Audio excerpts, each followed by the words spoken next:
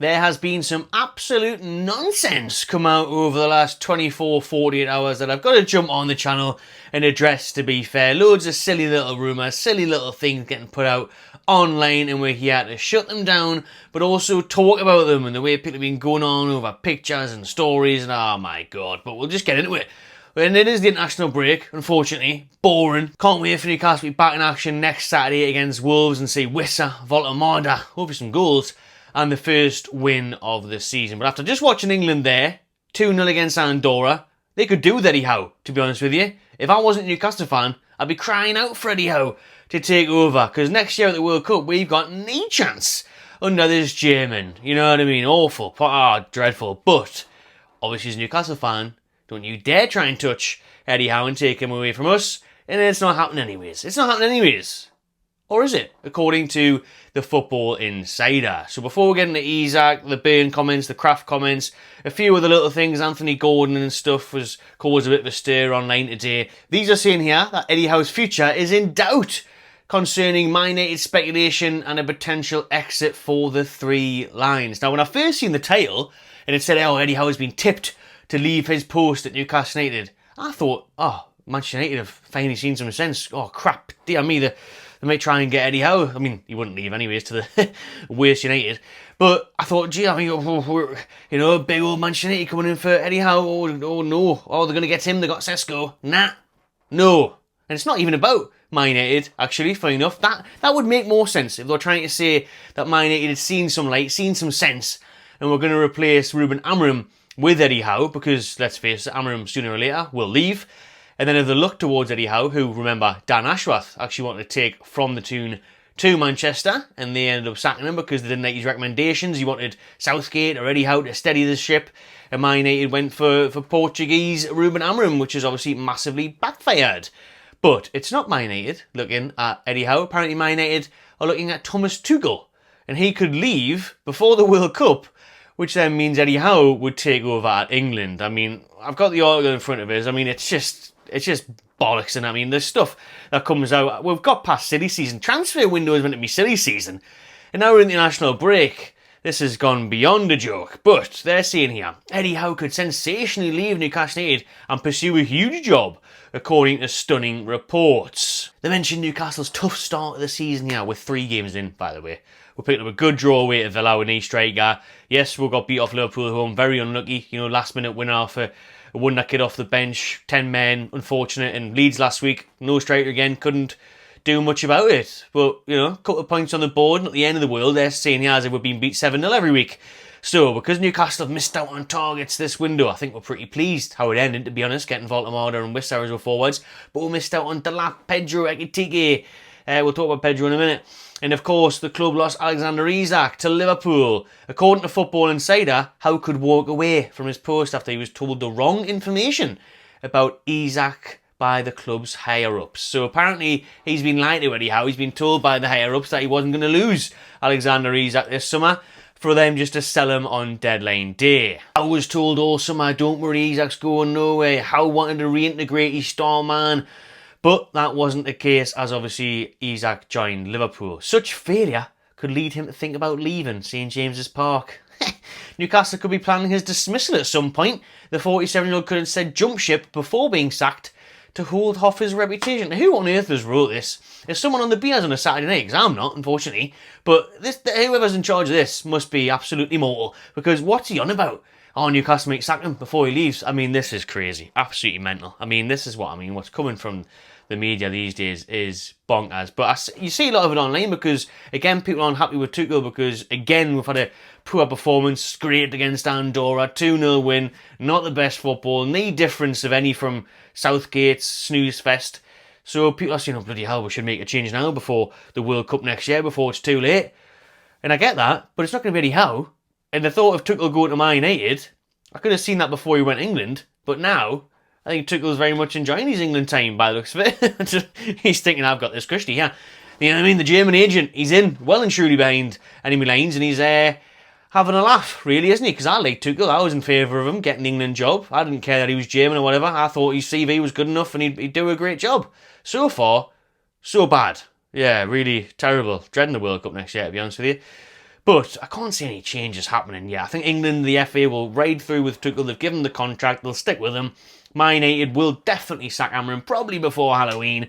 And then I don't know who they're going to get next. But it won't be Howe, and I don't think it'll be Tuchel. But they're saying, yeah, Eddie Howe really wants the England job. Even though he wasn't contacted, by the way, by the FA last time, which was surprising, but it's a good surprise for us. I can't believe it.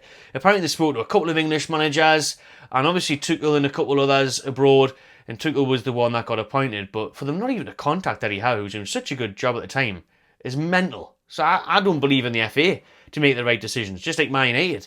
I don't think they'd be smart enough to try and approach Newcastle, but they'd reject them anyway. And I think Eddie Howe would reject England as it stands. I have no doubt that one day Eddie Howe will be manager of England, but not yet. Not at 47, not at a bloke who loves to work 6 till 6 every day, bangs the hours in at the training ground, grafting every time, coaching, training, developing players. You don't get to do that in England. You see them once every few months, and you see them for more than a couple of weeks, once every 2 to 4 years when there's a major tournament on. Eddie Howe will manage England when he's mid-50s, 60s. Maybe even beyond that, to be honest with you. Because he just loves the day-to-day. He's that invested. He's that involved.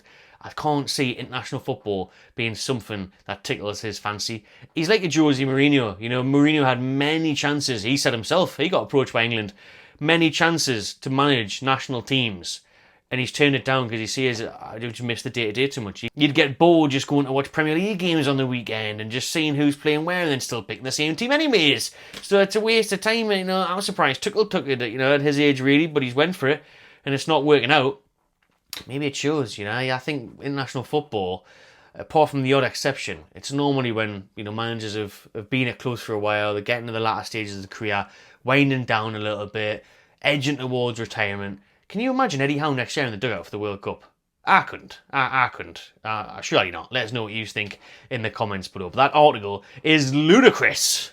Now, as we've been on international duty, all the players that have played with Isak, club and country, being asked the questions about his saga, about his future, about everything.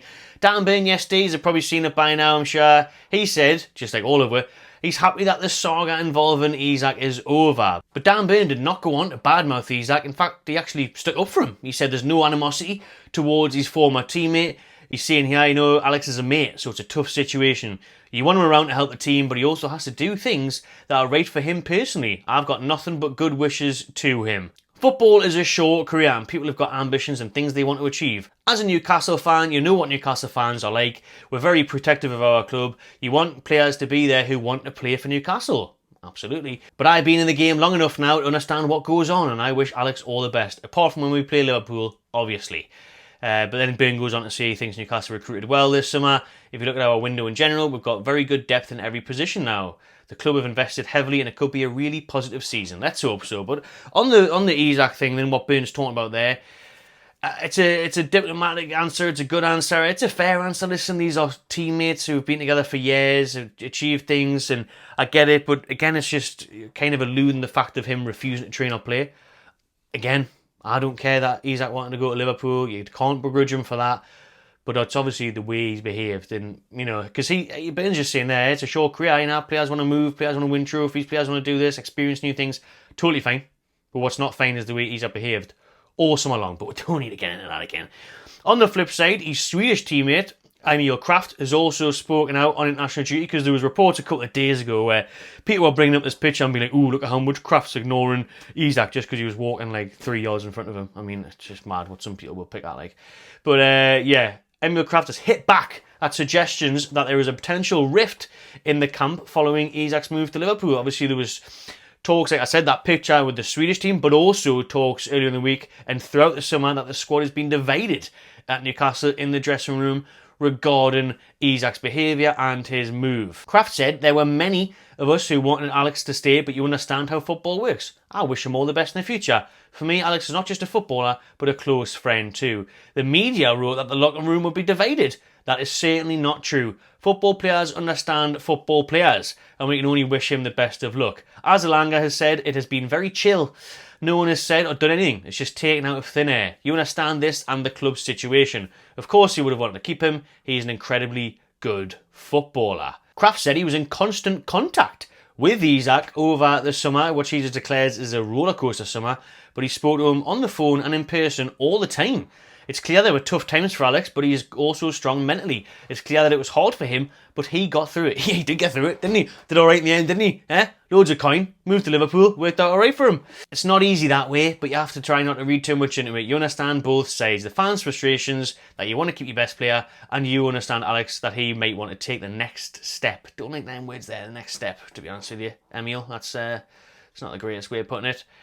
But, again, you know, everyone's just acting like Isak went accordingly, went fine, went sensibly, went professionally. Not the case. If Isak had played the first couple of games of the season, they went to Liverpool, got his move, wouldn't really be arsed. Again, you know, the fans' frustration, want to keep your best player. I did originally, but then I wasn't bothered. I wanted to see him sold. But I also would have liked him to play for the club that's paying his wages and the fans that have cheered him for 3 years. Anyways, there we go on that. And then all the other stuff came out online, you know, Gordon getting a picture with Van Dijk after the game and after the back of him saying, you know, wishing Isak well wishes online and stuff.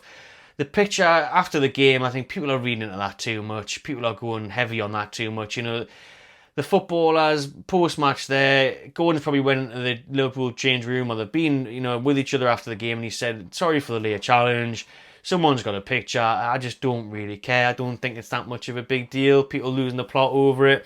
If he had posted it, then it wouldn't have been the best, but this is obviously just being leaked from whoever took it, or a friend or whatever, I don't know. They actually cut out Pope and Curtis Jones that was in the picture as well, so it wasn't just Van Dijk and Anthony Gordon, it was the few of them. You know, these players are friends, like, people are allowed to have friends of other clubs, do you know what I mean? Like, Gordon's allowed to have friends that, fun enough, play for Liverpool, the team he supports, and vice versa. You know, he's friends with Curtis Jones, Nick Pope, they've been in the England squad together, Van Dijk's there. It's just, I mean, it's fine. There's not much in it. Listen, I think Gordon, you know, didn't actually behave like Isak last summer when he could have moved to Liverpool. So he behaved properly then. I actually think Gordon probably will end up at Liverpool one day, if I'm being honest with you. If he has a great season this year, you could see it. If Liverpool want to go in for him, whatever. But yeah, I think people are just losing the plot a little bit, going over the top, sensationalising it. You know, it's just, there's no real need for it. And then lastly, on João Pedro there, we talked about him at the start of the show there, where that article that was insisting Howe was going to leave was staying because he missed out on players that he really wanted, such as João Pedro. But João Pedro came out today and basically said that he wanted London. Not Chelsea, wasn't bothered. He would have went and played for anyone in London, QPR, if he could have, because he just wanted to live in the capital. He just wanted to move from Brighton to London. That's why he picked Chelsea in the end. Now we do with probably more wages and everything like. But there we go. Pedro wanted Chelsea for London. Wanted to go on the double-deckers. Wanted to ride the underground every day and go see Big Ben at midday. Yeah, whatever. Enjoy yourself. Tourist board on the fucking London Eye all day long. Whatever. You know what I mean? That's what you want. That's what you want to be there. His missus probably enjoying the designer shops more. Fair enough. But that's where we're at. Pedro choosing London over Newcastle. We've seen it before, and I tell you what, not asked. If you want players that want to be in London, then go for it, because I want players that want to be in Newcastle. Look at how much Bruno loves living here. Tonali, these players want to be here. So, Elanga, look how happy he was to sign here. So, yeah, we want players that want to live and breathe the football up here in Newcastle and not move to London for the shops. And lastly, on signings or ones that we've missed out on, what about the one that got away? Just off the back of watching that England game there, what an absolute disgrace. PSR and FFPs, man, losing academy players, being forced to sell your homegrown talent is an absolute joke, man. What a piss take that is. I mean, Elliot Anderson, great at 8 for England, bossing things in midfield, and Tanya Andorra, but we already knew the talent that was there, the skill set that was there, and that he was going to kick on. And the fact we had to sell him to Forest because of PSR is ridiculous, man. It's heart-wrenching, and it's devastating that we don't have a buyback clause. Hopefully one day we do get him back and he does play in black and white once again. I've got Man United fans in my comments on Twitter now saying, oh, we're going to sign him next summer just to wind you up. All right, so you're going to take Eddie Howe and Eddie Anderson. No bother. You may as well take St. James Park where you're at it now if you fancy it. You're fucking losers. But Eddie Anderson, good to lose him, to be fair. I mean, that midfield as well, where we're talking about maybe needing depth. I mean, he's just a class act and he's great talent. And it's good to see he kicked on at Forest, but ideally, imagine if we had just been able to send him out on loan for a year or two, get him back, the buyback option, but apparently we weren't in a position of strength to put that in there because of the deadline and panicking and selling him. Forest have got a player on their hands, so fair play to them, and so to England. You know, no doubt he carries on like this, he will be in that England squad next year. Reunited with Eddie Howe, apparently, according to these articles, so wait and see that. There we go, that'll do everyone for my Saturday night video. Thanks for watching, hope you enjoy your weekend. Smash a like, hit the subscribe button, and I'll see you on the next one.